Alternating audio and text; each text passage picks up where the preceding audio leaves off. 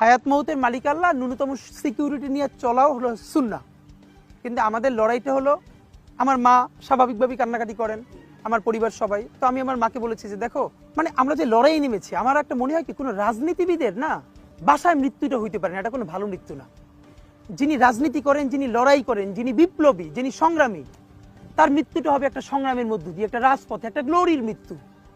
আমি তো ভীষণভাবে প্রত্যাশা করি, আমি ছোটবেলা থেকে এই স্বপ্নটা দেখি, অনেক জায়গায় বলেছি, যে একটা তুমুল মিছিল হচ্ছে অন্যায়ের বিরুদ্ধে, সেই মিছিলের সামনে আমি আছি, কোনো একটা বুলেট এসে আমার বুকটা হয়তো বিদ্ধ করে দিয়েছে, এবং সেই মিছিলে আমি হাসতে হাসতে আমি শহীদ হয়ে গেছি।